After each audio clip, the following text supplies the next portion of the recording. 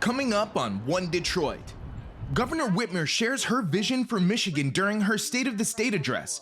Our One Detroit contributors weigh in on what she had to say. Plus, the Filipino fast food restaurant chain Jollibee makes its debut in Michigan.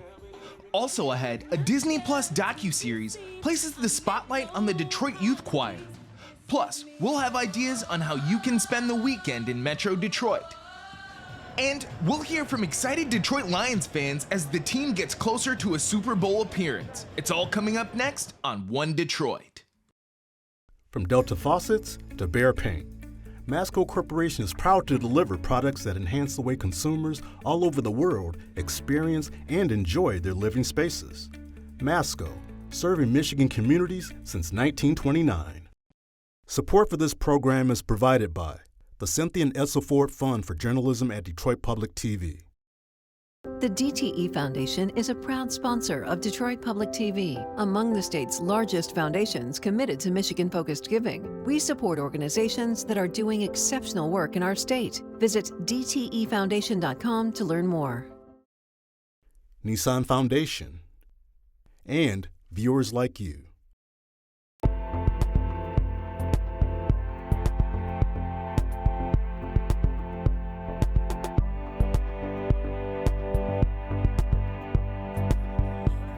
Just ahead on One Detroit, the Filipino restaurant Jollibee brings its famous chicken joy to Michigan.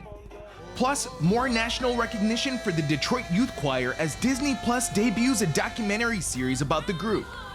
Also ahead, Peter Wharf of 90.9 WRCJ runs down some of the events and activities taking place this weekend. And Lions Mania has taken over. We'll hear from fans about the team's winning streak. But first up, Michigan Governor Gretchen Whitmer delivered her sixth State of the State address at the Capitol before a joint session of the Michigan House and Senate. Among the topics she focused on were education, affordable housing, economic development, and senior citizens.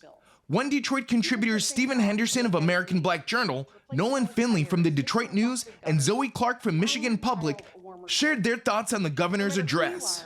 Or where you come from.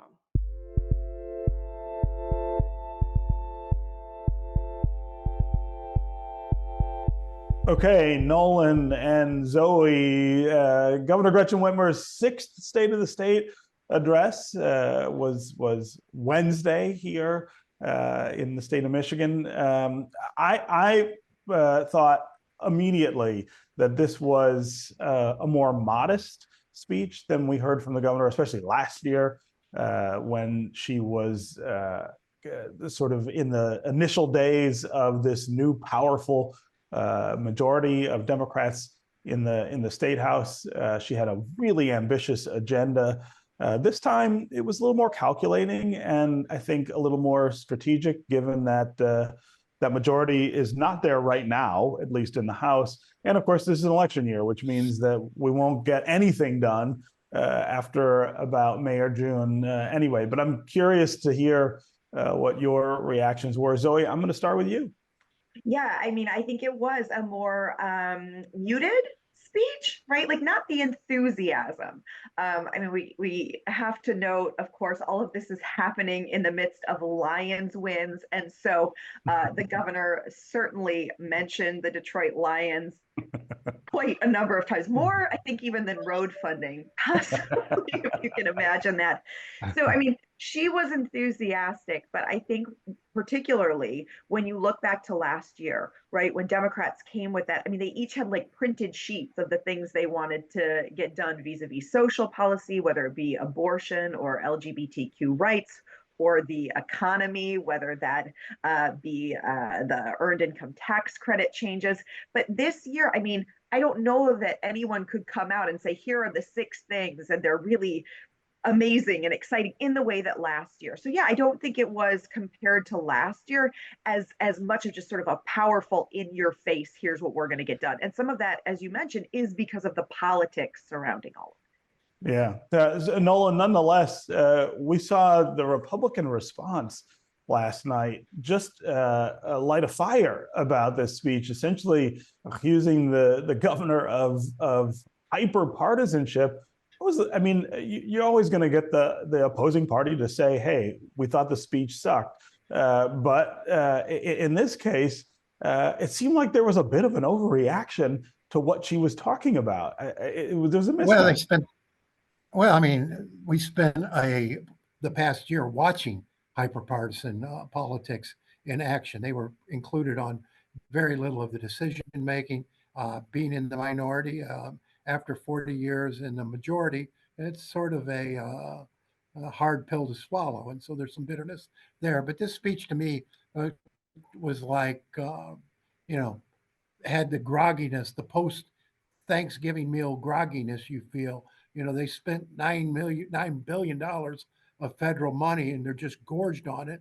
And now they woke up from their nap and they're trying to cram down another piece of pumpkin pie. You know, it's just that feel, oh, can we do it? And there wasn't a whole lot new. What struck me though is she continuing this expansion of government assistance programs to the middle class and wealthy.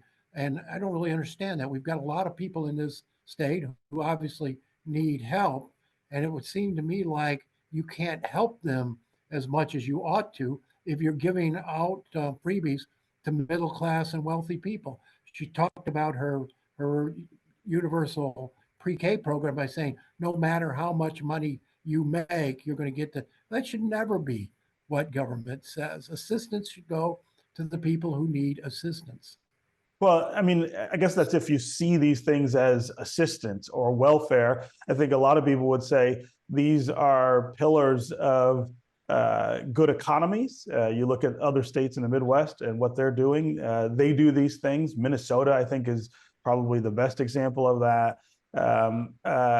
These are the kinds of institutions that states that are outperforming us gird with public support, and they don't see it as giveaways. They see it as making sure that everybody has access to the same kind of necessities, and that you don't tailor it in a way that that takes it from people who need it. But Zoe, what do you think of that idea of her leaning into the idea of giving stuff away?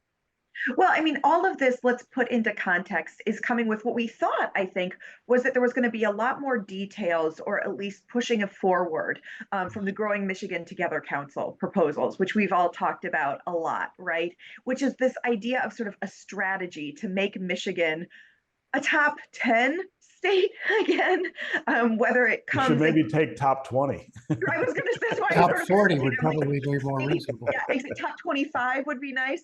And so, I mean, again, this goes back to the idea of whose strategy, because I mean, what you're both talking about is this sort of Democratic versus Republican strategy when it comes to growing the economy. And the issue is, in politics and in government, you know, there isn't this block where someone gets power for 20 years and can sort of see their vision from A to Z. And so this is now Democrats in charge saying, this is how we think we can grow the economy. To Nolan's earlier point, though, about this $9 billion, I mean, you're absolutely right. I don't know about the pumpkin pie analogy, although now I really do want some pie. But I mean, the fact is there was this $9 billion surplus. A lot of that, of course, because of, you know, what Republicans like to call, you know, Biden bucks, right? This was federal dollars that came into the state because of the pandemic. And much of that money is indeed gone. Yeah. And so really what Democrats have to figure out when you're talking about 10,000 new housing, you know, whether that's rehabilitation or building new houses, I mean, I think we can all agree that there is a housing crisis in this state. But when you're talking about, you know, $1.5 billion, where is that money going to come from? And so that, again, is where you could talk about these policy proposals, particularly as Democrats, what they think is going to grow the economy, help the middle class. But with all of it, it's where are the dollars going to come from? And we'll hear from the governor, right? February 7th. Well, the budget address is just around the corner. Exactly. We've only got about 2 minutes left. Of course, they never give us enough time. How much of this can she get done with the uncertainty in the House and with the election looming? Nolan, what's your take? Well, none for a while. But, you know, I was surprised here. She just had this growth council and it put out its report I thought the speech would be all about that. And had you not known that there had been a Growth Council report, you wouldn't know it from the speech. This was her opportunity to sell Michigan on that and to lay out that strategy. And she didn't do it. And I can't quite figure out why. Zoe? In terms of getting it done, I mean, this is going to be a relationship with Speaker of the House, Joe Tate. I was talking to him last night exactly about this. What are you going to tee up first? He has a caucus right now of 54 members to manage all of their priorities. Possibly as early as April, we could see a 56 majority again. But then at that point, they've got to focus on the budget. So, it's going to be really interesting to see how they stack these proposals and which ones they even bring to floor votes. A highly anticipated restaurant has opened in Sterling Heights. It's the first Michigan location of the well-known Filipino fast food chain, Jollibee. One Detroit contributor, Daijah Moss, was there for the grand opening and has more on the excitement surrounding Jollibee's debut.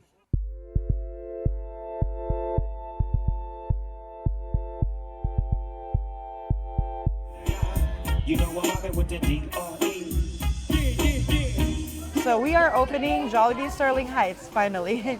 We are very excited to finally be able to, serve the community of Sterling Heights and the state of Michigan. Jollibee started in the Philippines in 1978.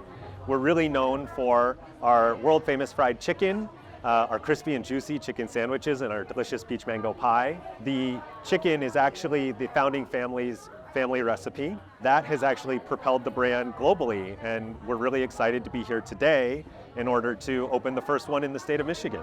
Oh my gosh, I am so excited about Jollibee being here in Michigan. Pretty much ever since that first announcement came out over 2 years ago now, just been excited. I'm like, when? And whenever my family would travel, I would just happen to stumble across a Jollibee and we would just get it.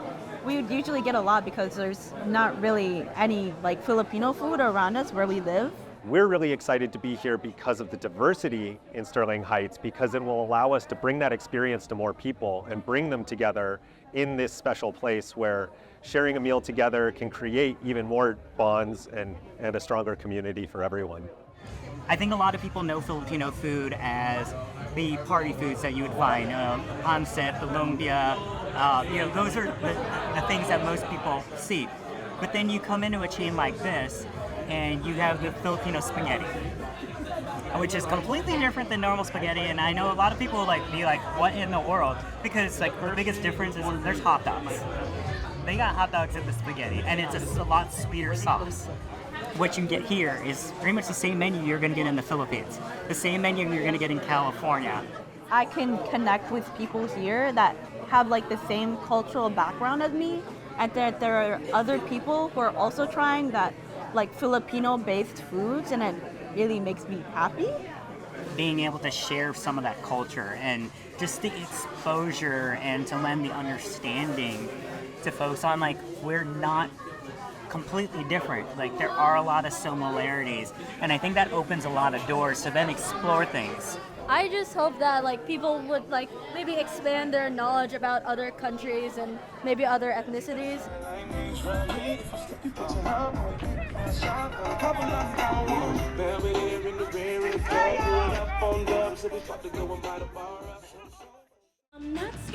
The nation first came to know the Detroit Youth Choir from their two acclaimed performances on the television show America's Got Talent. Now the group is in the spotlight again as the stars of a new Disney Plus documentary series titled Choir. The docuseries follows the choir and the lives of several of its members as they prepare for one of their biggest performances yet, at Carnegie Hall.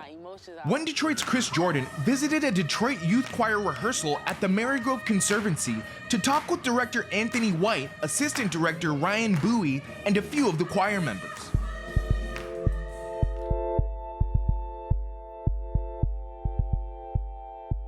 The amount of dedication it takes to be in DYC is on the same level as a high school athlete. I don't really think it clicked until they showed up to my door. Yeah. They were ding dong. And I was like, okay, this is getting real. It all does take work, but if I keep going, I'm going to reach my mark. I think it actually clicked when I went to Disney Plus and I saw it, and like the poster and everything, and like the trailer being there, and like, you know, the description, I was like, whoa, this is kind of weird. But this is something that is honestly like a really, really good thing for DYC. Detroit Youth Choir ranges in age 8 to 18. We are a nonprofit organization, and now we have a docu-series airing on Disney Plus, January 31st, 2024, and we are so elated. We know that a lot of good things is going to come out of the docu-series. It takes many performers a lifetime to make it to Carnegie Hall, so consider yourselves among the elites. You're going to see an honest look into the lives of some great Detroit kids, how we're resilient, how they never give up, having to make decisions on the spot, working through loss, pain, heartache, triumph to create something beautiful. And that's something I love about the arts. Like, we take our real life human experiences, everyday experiences, and they fuel us to give a great show. How the documentary came into fruition, they reached out to me, Maniac Productions, along with Blumhouse Productions. They reached out to me during COVID, and they came out and they did some shooting. They did some interviews, and they honed in on some of our young people. And next thing you know, Disney was on a Zoom call, and they showed their interest, and I was so happy. I'm like, Disney like what we're doing? And they went on ahead and signed us up, and it not only helped our organization grow, I believe it's helping the city of Detroit as well. People from outside of the city, I hope that they can see that a lot of good things, including the choir, can come from it. And I hope that people inside the city who, whether they're fans or not, they would have seen our performances, they only see our performances. So they're gonna see our rehearsals, how dedicated we are, how driven we are, how hard we actually work to get to where we are. Here we go.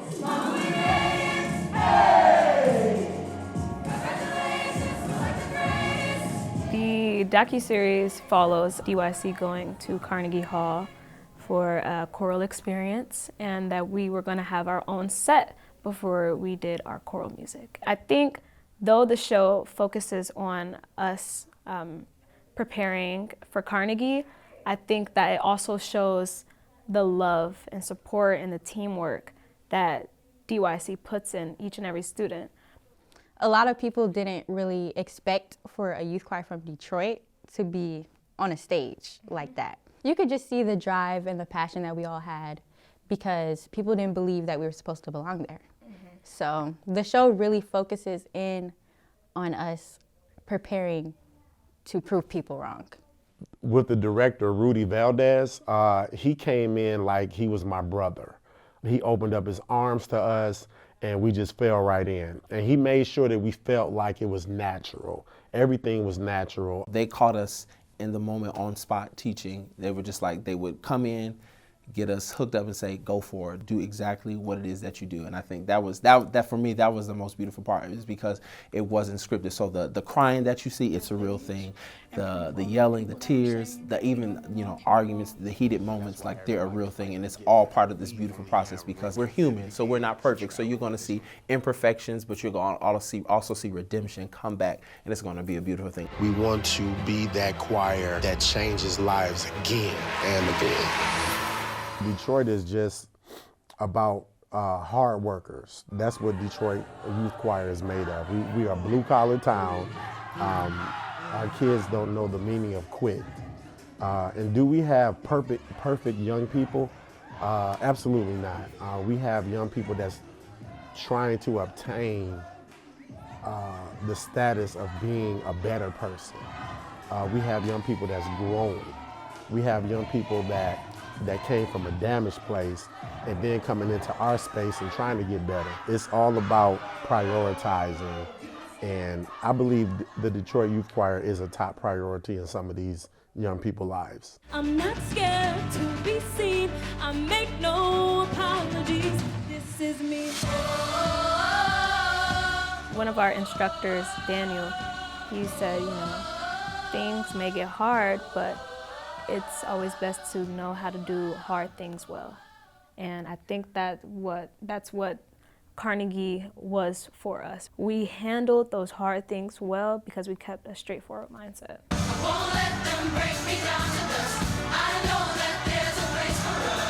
They do it from the heart, and so they say that what's from the heart will reach the heart. And so I think each and every time that you in a rehearsal or on stage, it is a heartfelt, honest performance, and I think that is what moves the people. It is being honest and intentional about taking the moment, finding where I can identify with the song and performing from that place. And if you can get to that part, an honest, true part from you, and perform from that place, then it doesn't matter whether you're singing Beethoven or Jonathan McReynolds or Mississippi Mass Choir. It will always touch people because there's something unique about the arts that speaks to the human experience.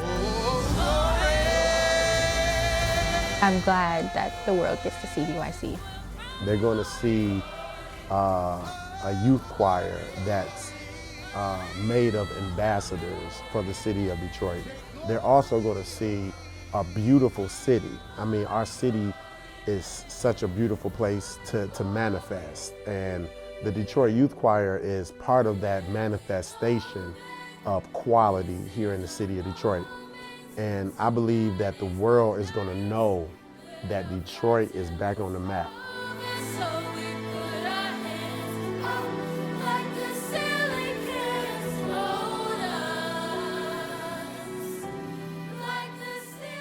And you can see all 6 episodes of the docuseries Choir on Disney Plus starting January 31st. There's plenty of entertainment on tap in Metro Detroit this weekend. From theater productions to concerts and a dinosaur show, there's something for everyone. Here's Peter Worf of 90.9 WRCJ with today's One Detroit Weekend. Hi, I'm Peter Worf with 90.9 WRCJ, here to jumpstart you into the weekend with some entertaining events happening in and around Metro Detroit. First, don't miss Zender's Snowfest happening in Frankenmuth now through Sunday, where you can experience snow sculpting and ice carving from world-class artists, plus a fireworks display.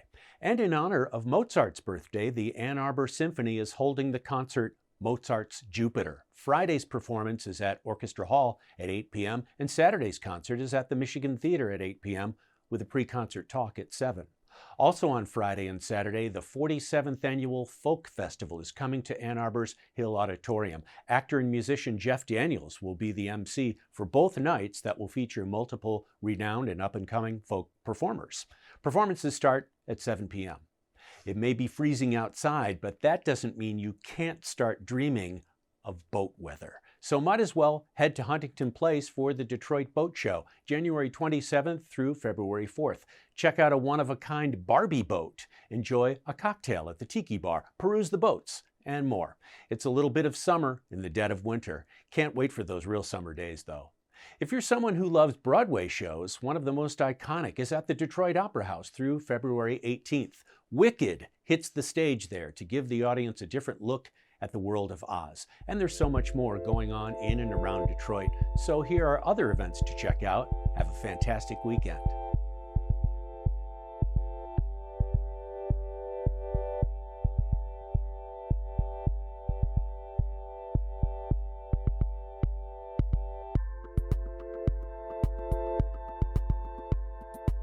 And one of this weekend's biggest events isn't taking place here in Detroit, but Detroiters will be watching with anticipation when the Lions take on the San Francisco 49ers in California on Sunday. The team advanced to the NFC Championship game after beating Tampa Bay last weekend at Ford Field. We'll leave you now with the sights and sounds of excited Detroit Lions fans after attending that game.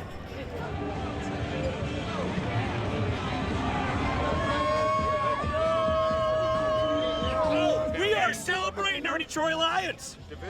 We're partying with our friends, our Lions family, getting ready for their Lions victory. Her and I have been to the last 13 games since 2021. They have not lost when we have been in the building, and that's why we're here, to make sure they don't lose today. My family has had season tickets for 63 years. We are diehard Lions fans, and Every sport in this city has seen a championship in my lifetime except the Detroit Lions. We've lived in other places. It's always been like you have to battle for Detroit. So I think this is definitely the battle where we're ready to win this and take home the ultimate win, which is the Super Bowl. Let's go Lions! We're going to scream loud even if we lose. You know what I'm saying? We do appreciate this good season. We're not going to put this to waste. We're here to celebrate. Down the field again, a Lions victory, go!